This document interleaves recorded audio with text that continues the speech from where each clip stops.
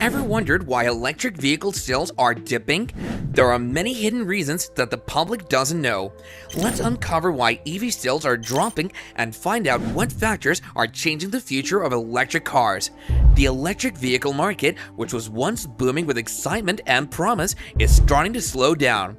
All around the world, from busy American cities to the historic streets of Europe, the initial enthusiasm that drove the EV revolution is fading.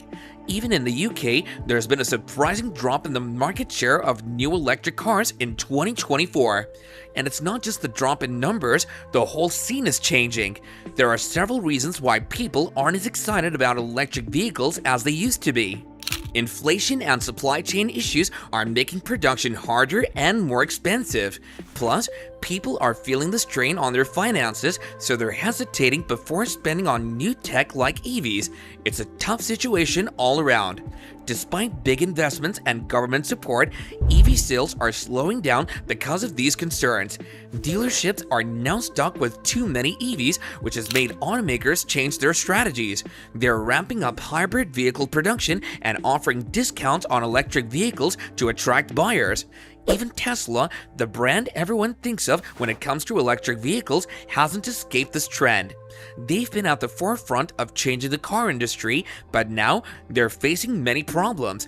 In the first quarter of 2023, they sold 161,000 cars. Fast forward to the same time in 2024, and that number dropped to 140,000. That's a 13.3% decrease. Are worries about driving range holding back electric vehicle sales? Let's find out how charging anxiety is affecting EV sales. As electric vehicle technology gets better, the fear of running out of battery, known as range anxiety, is going down. But now, a new worry called charge anxiety is popping up. This is about the whole process of charging the EV. People are not just worried about where charging stations are, but also if they work well. Concerns include long lines at charging stations during busy times, broken or faulty equipment, and unreliable systems. One big reason is the cost. EVs, especially the newer models, can be pretty pricey. Even though prices have dropped over the years, they're still higher than many traditional gas-powered cars. For a lot of people, it's hard to spend a lot of money up front, even if they'll save on fuel later. By mid-2023, the average price of a new EV was around $53,000 compared to about $48,000 for a new gas-powered car. This higher initial cost can be a big hurdle for many buyers despite the potential savings on fuel and maintenance. So how hard is it to buy a new EV? In August 2023, the average price of a new EV was $53,376, nearly 20% lower than the $66,524 average last year. But even with this drop, many potential buyers still think EVs are too pricey. 43% say the cost is a major concern. This high price is a big barrier to EV adoption. Buying and insuring electric cars can be expensive. On average, the top 10 electric cars cost around $253 a month for insurance compared to the average of $155. The Tesla Model Y, the most popular EV, costs about $261 a month to insure, while the Tesla Model 3 is even higher at $320 a month. These steep insurance costs can make people hesitant to buy electric cars. Even though good things are happening for electric cars, like new tax breaks and lower prices from companies like Tesla, they're still too expensive for many people. But more and more people are getting interested in electric cars. As we get better at supporting them and cheaper models become available, more people will probably start to own them. But until we can make them cheaper to buy and insure, these high costs will keep people away from buying electric cars. Despite some good news for electric cars, like new tax breaks and lower prices from companies like Tesla, they're still out of reach for many people. Another factor is battery life and disposal. Replacing EV batteries can be really costly, and people are worried about the environmental impact of mining the materials needed for these batteries. Now, the question arises, what happens to the batteries when they're no longer usable? These environmental concerns have made some people cautious about switching to electric vehicles. Another major factor is that government policies have had mixed effects on EVs. On the plus side, subsidies and tax incentives have really helped boost sales. However, these incentives are only temporary and can differ from one place to another. When they expire or get reduced, it can cause a drop in sales. Plus, some countries have inconsistent policies on EV support, which creates uncertainty for buyers. Interestingly, competition has also played a part. With so many companies now making electric cars, it can be tough for us to choose from all the options.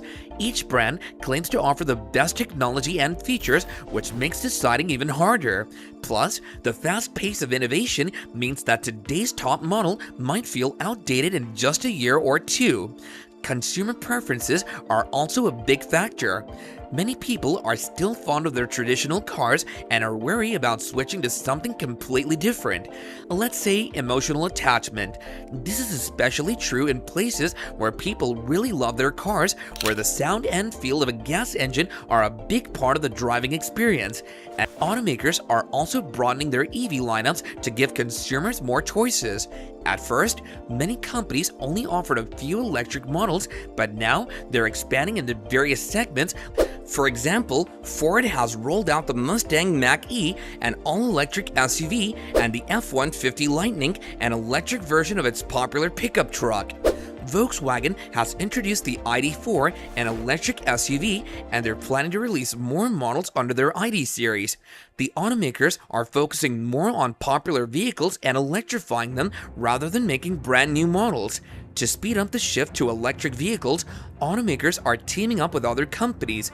These partnerships help share the costs and risks of developing new technologies and building infrastructure.